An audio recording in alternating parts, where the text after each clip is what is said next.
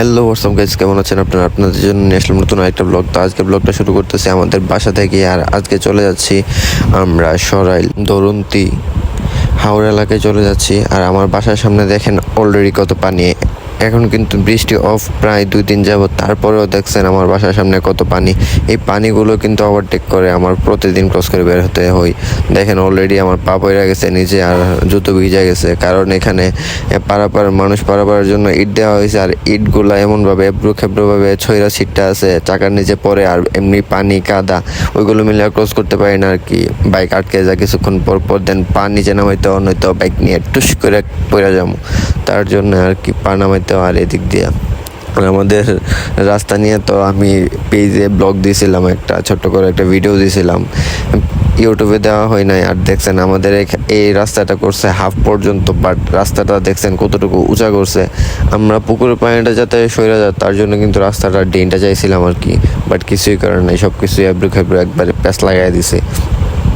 তো আর এখানে দেখেন কাকারা, ওরাও মেবি কোথাও যাইতেছে ঘোরার জন্য। তো আমরা জিজ্ঞেস করতেছে কোথায় যাই, দেন আমি বললাম বেরোয় চলে যাচ্ছি ঘোরার জন্য, কারণ ঈদ গেল প্রায় 1 সপ্তাহের উপরে হয়ে গেল, বাট আমরা কোথাও ঘুরতে যাই নাই। তো এখন ঘুরতে চলে যাচ্ছি। আমার ফোনে ফ্লেক্সি করতে হবে, বিকজ আমার ফোনে টাকা নাই। আর বাইরে কোথাও গেলে সবসময় আপনারাও ফোনে ব্যালেন্স রাখবেন, প্লাস এমবি নিয়ে যাবেন, কারণ কখন কোনটা কাজে লাগে ঠিক নাই। আর যেহেতু একটু শহরের বাইরে যাচ্ছি, দূরে কোথাও যাচ্ছি, তার জন্য। তো এখান থেকে এসে পড়ছি পায়েস ভাইয়ের বাসার নিচে। তো এখান থেকে চলে যাচ্ছি, এখন একটু দাঁড়াইলাম আর কি ওইখানে ভাইয়ের বাসার নিচে, দেন ওইখান থেকে এখন চলে যাচ্ছি। তো আমরা ডাকবাংলা মোড় থেকে এদিক দিয়ে চলে গিয়ে আমরা চলে যাব ডাইরেক্ট কালীবাড়ির মোড় থেকে ভিতর দিক দিয়ে যাব, শহরের ভিতরে যাব না আর কি। তো ভিতর দিক দিয়ে চলে যাব। তো এখন কালীবাড়ির মোড় যাই। আমরা কিন্তু অলরেডি আইসা পড়ছি কালীবাড়ি মোড়। তো আমরা এখন ভিতর দিক দিয়ে চলে যাব। তো আপনাদের সাথে ম্যাডটা গিয়ে ইয়ানি গাটুরার এখানে গিয়ে আপনাদের সাথে কথা হচ্ছে।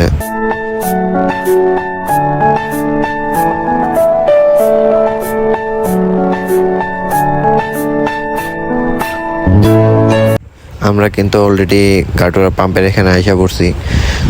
তো এই দিক থেকে আমাদের উপরে উঠে যেতে হইব হাইওয়েতে, কারণ এই জায়গাটার অবস্থা দেখতে পাচ্ছেন কি হয়ে আছে, কারণ রাস্তাটা উঁচা করে ফেলছে। আর এদিক দিয়েও এদিক দিয়ে গিয়েও ওইদিকে উপরে উঠতে পারবো, বাট আমরা ডাইরেক্ট উঠে যাব। দেখেন সিনজিটা কোথায় দিয়ে নামাইতেছে, আরেকটা দেখেন সামনে দিয়ে আসছে, বুঝতেই পারছেন উঠার সুযোগটা দিব না। তারপরে আল্লাহ করে উঠে গেলাম ডাইরেক্ট হাইওয়েতে। তা এখন চলে যাব, সামনে অলরেডি ভাঙা আছে, কারণ এখানের আমাদের এই রাস্তাটা বিশ্ব রোড পর্যন্ত সবটা একবারে করা হয় নাই, মাঝখান দিয়ে গ্যাপ রাখছে, আবার গ্যাপ রেখা করছে আর কি। তো কথা না বাড়াই, প্রচণ্ড পরিমাণের রুদ্র। তো কথা না বাড়াই, আপনারা সিনেমেটিক শট দেখতে থাকেন। আর এদিকে আমরা ওইখানে যাই, কাছাকাছি যাওয়ার পর দেন আবার আপনাদের সাথে কথা হচ্ছে। তো আপনারা সিনেমেটিক শট এনজয় করতে থাকেন। আর এদিকে কিন্তু অলরেডি ভাঙা রাস্তা শুরু হয়ে গেছে, তো সমস্যা নাই, আপনারা সিনেমেটিক শট এনজয় করতে থাকেন, দেন দেখা হচ্ছে ওইখানে।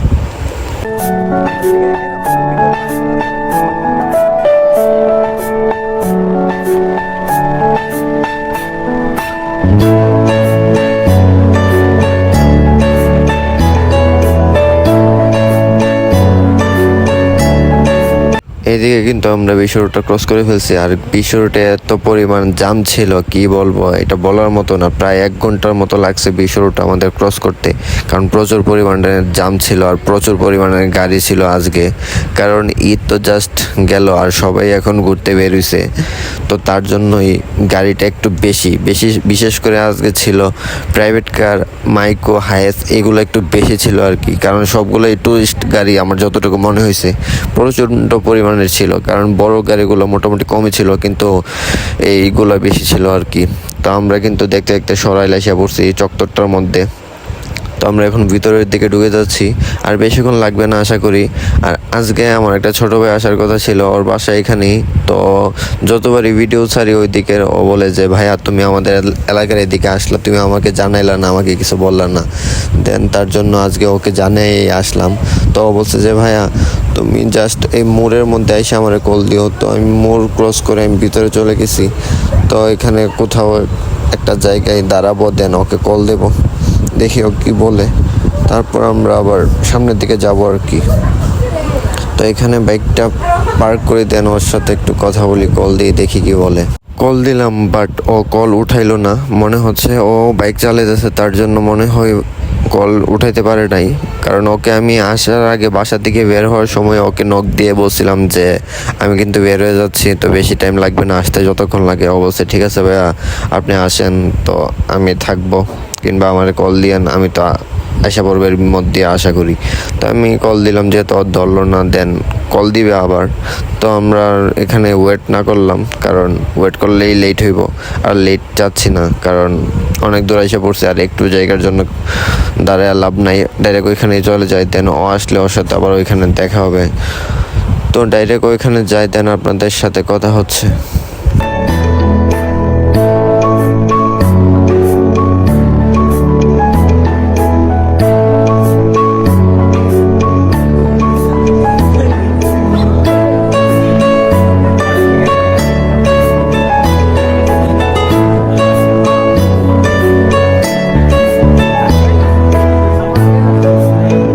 এই তো আমরা কিন্তু আশা পড়ছি অলরেডি, দেখতে পাচ্ছেন, কারণ এখান থেকে হালকা পাতলা দেখা যাচ্ছে, কারণ আমরা এখন ঢুকে যাচ্ছি দরন্তি। আমরা আশা পড়ছি অলরেডি, দেখতে পারতেছেন সামনে কিন্তু সব কিছু দেখা যাচ্ছে, পানিগুলো দেখা যাচ্ছে। কারণ এই জায়গাটা ক্রস করার পরে আপনাদের চোখে পড়বে পানিগুলা, কারণ আমি দেখছি, বাট আপনারা ক্যামেরার মাধ্যমে দেখতে পারতেছেন না। তো আমি সামনে যাই, দেন আপনারাও দেখতে পারবেন ভালোভাবে, দেন আমিও দেখতে পারবো। কারণ আমি অনেক দিন আগে আসছিলাম, প্রায় 8 থেকে 10 ইয়ার্স আগে আমি আসছিলাম এখানে, প্রায় ছোটই ছিলাম, তো তখন আসছিলাম। তো এখন আবার আসা হইলো। তো দেখেন দুনো সাইডে পানি, আর মাঝখান দিয়ে হচ্ছে রাস্তা।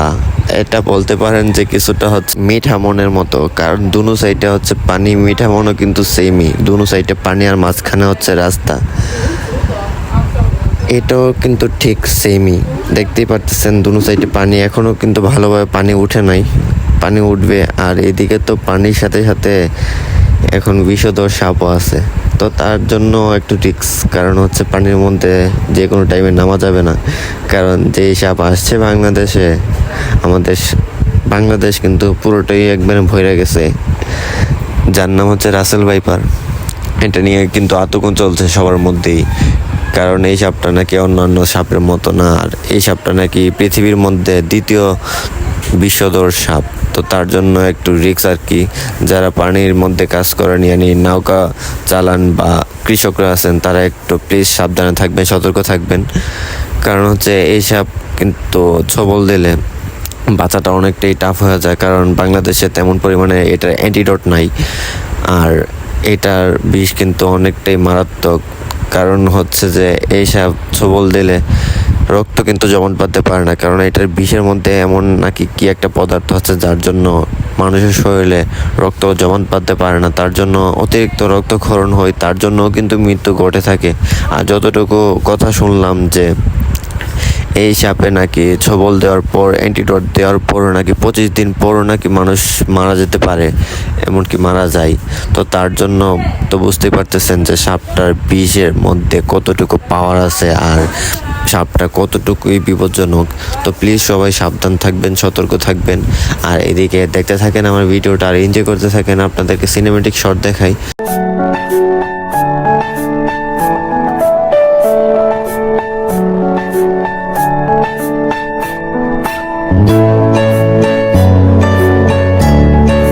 আজকে কিন্তু প্রচুর রোদ, আর রোদের কারণে কোথাও এখানে একটা গাছপালাও নাই যে দাঁড়ামো।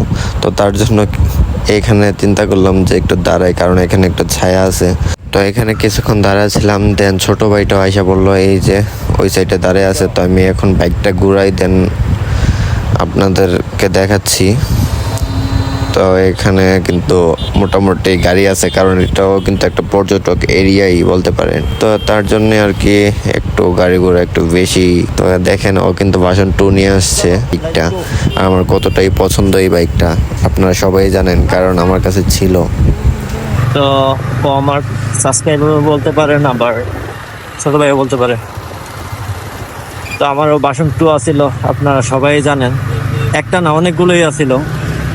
সব কিছু তো আমার ব্লগের মধ্যেই আছে, দেখছেন। তো ও এটা নিছিল, ও এটা নিবার আগে আমার থেকে একটা বাইক নিছিল, ওই হিসেবে ওর সাথে পরিচিত। প্লাস এদিকে আমার সাবস্ক্রাইবারও আমার ভিডিও সবগুলো নাকি দেখে বলতো যে ভাইয়া এমন এমন কথা। তো দেন ও আমার অনেক আগে বলতেছিল যে ভাই এদিকে আসলে কিন্তু আমার জানাইবেন। তো আমিও আসার আগে ওর একটা নক দিছিলাম যে কি অবস্থা তোমাদের এলাকায়, এদিকে তো আসতেছি। তো বললো যে ভাইয়া আসলে কল দিও না আমারে, আমি আপনাদের সাথে থাকবো, যেহেতু আমাদের এলাকায় আসতেছেন, আমাদের এলাকায় ঘুরবেন। তো আমি ভাবলাম যে ঠিক আছে, ওর সাথেও দেখাটা করি, অনেকদিন যাবত দেখা হয় না। তো দ্যাটস ওয়াই ওরেও বললাম, ও আসলো। দেন আমরা ঘুরতেছি এখন বর্তমানে। ওর আসতে একটু লেট হয়ে গেছে, কোথাও নাকি গেছিল। তো অনেক আগে ওরে কল দিছিলাম ঢুকার সময়ই, বাট ও মেবি রানিং এ ছিল, বাইক রানিং এ। তো তার জন্য ফোনটা আর উঠাইতে পারে নাই। তো নিজেই আবার কল দিছিল, দেন ওর সাথে কথা হইলো। দেন আচ্ছা বললাম আমরা। তো ব্রিজের উপরে আছি এখন। তো ব্রিজে দাঁড়াই, দেন তো একটা পিকটিক উঠাই। কই দাঁড়াইবা কই?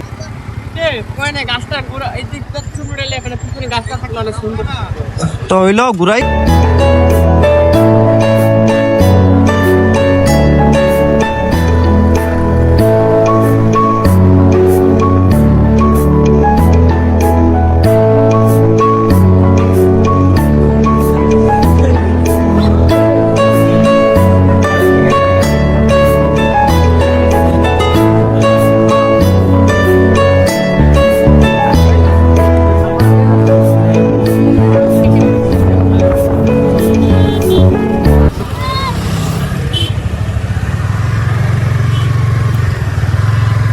তো ঘোরাঘুরি শেষ, তো এখানে দাঁড়ায় গেল।